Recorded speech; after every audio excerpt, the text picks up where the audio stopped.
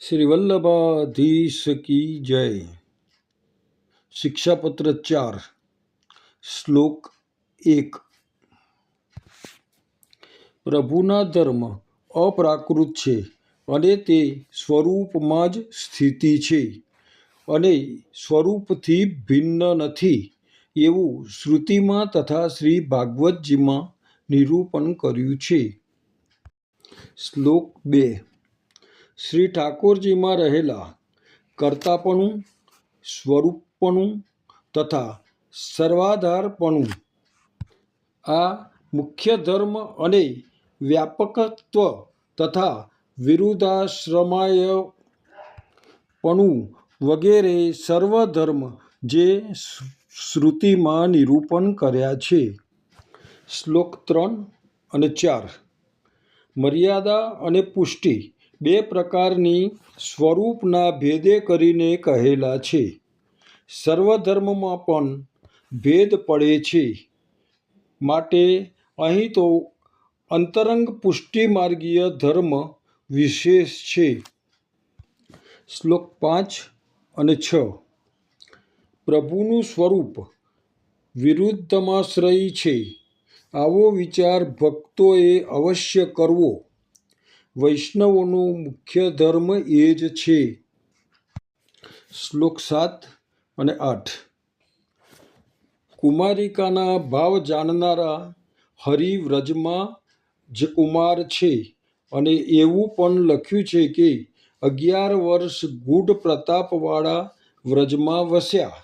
આમ આ વાક્ય મિશ્ર રૂપ છે। શ્લોક 9।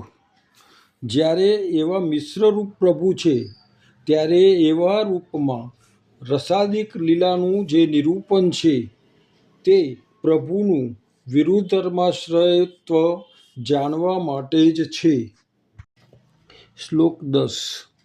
આ પુષ્ટિમાર્ગનું તત્વ છે ને એવા જ પ્રકારે ગીત ગોવિંદ કાવ્યમાં વચનકુમાર અથવા સૂચક છે। શ્લોક 11। માટે પુષ્ટિમાર્ગીય પ્રભુ વિરુદ્ધ ધર્માશ્રય યુક્ત છે તેમ સ્વીકારવું રહ્યું।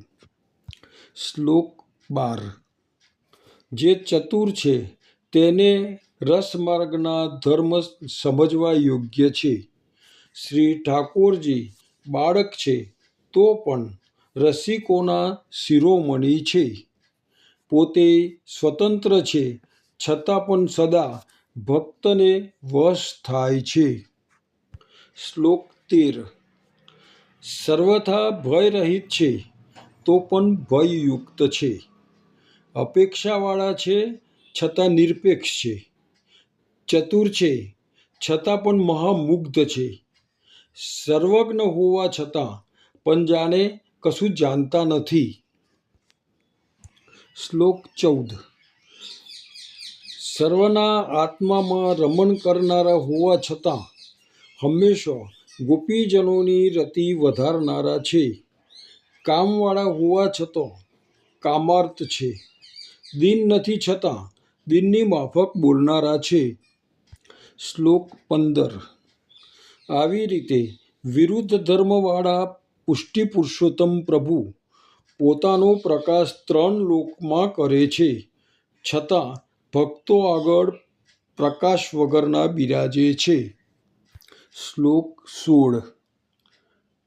એવા કૃપાળુ પુષ્ટિપુરુષોત્તમ શ્રીકૃષ્ણના શરણની હંમેશા હૃદયમાં ભાવના કરવી। શ્લોક 17। સાધન રહિત અથવા સાધન કરનારો હોય, અસાધુ હોય કે સાધુ હોય, પણ શરણે જવાથી નક્કી સર્વ પ્રકારે ફળ પ્રાપ્તિ કરે છે। શ્લોક 18। ભક્તિ માર્ગમાં સાધન અને ફળ પ્રભુનું શરણ જ છે, માટે અનન્ય ભક્તિ થાય તો સ્વતંત્ર ફળરૂપ પ્રભુનું શરણ પ્રાપ્ત થાય છે। શ્લોક 19। અનાવતાર દશામાં તેવા મહાપુરુષના સંબંધથી શરણ સિદ્ધ થાય છે અને જ્યારે તાદેશ્યની કૃપા થાય છે ત્યારે તેમના દ્વારા શરણ સિદ્ધ થાય છે. શ્લોક 20. મહાપુરુષના પરોક્ષમાં ભગવદીઓ સાથે મળીને શ્રી આચાર્યજીના વચનામૃત ગ્રંથ દ્વારા શરણ સિદ્ધ થાય છે. શ્લોક 21. સદા દુસંગવાળો, અન્નદોષવાળો, બહિર્મુખ તથા ઉન્મત્ત એવા સંસારની પુષ્ટિ માર્ગમાં સ્થિતિ ક્યાંથી થાય? શ્લોક 22. માટે શ્રી આચાર્યજીના ચરણારવિંદનો આશ્રય સદા રાખવો જોઈએ. તેથી જ સર્વ સિદ્ધિઓ પ્રાપ્ત થશે. શ્લોક 23 અને 24. મહાપુરુષના સંગના અભાવથી મન અપ્રસન્ન થાય, પરંતુ લૌકિકમાં દુઃખ થાય તે પણ શ્રી હરિના અંગીકારનું લક્ષણ છે. આવું મનમાં સમજવું. શ્લોક 25. શ્રી આચાર્યજી મહાપ્રભુજી નવરત્ન ગ્રંથમાં આજ્ઞા કરે છે કે લોકમાં તથા વેદમાં હરિ સ્વચ્છતા નહીં કરે, તેથી લૌકિક કાર્ય સિદ્ધ ન થાય, તો આ કારણથી સંતોષ રાખવો. શ્લોક 26. માટે આ અંતરમાં લૌકિક કલેશ કદી પણ કરવો નહીં. શ્લોક 27.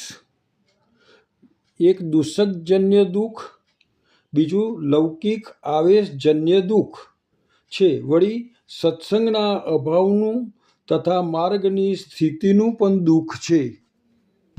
શ્લોક 28. પણ આ મારું દુઃખ શ્રી મહાપ્રભુજીની કૃપા અને ભગવદીઓના સંગથી ક્ષણમાં દૂર થશે, એમ શ્રી હરિરાયજી આજ્ઞા કરે છે. શ્લોક 29. આવા ભગવદીઓ દુર્લભ છે, પરંતુ દીનતાથી પ્રભુ પ્રસન્ન થઈને કૃપા કરશે. શ્લોક 30. ત્યારે ભગવદીઓનો સંગ મળશે. અમારી તો બીજી કોઈ ગતિ જ નથી. માટે એક શ્રી કૃષ્ણ શરણમ મમ આ જ સાધન છે.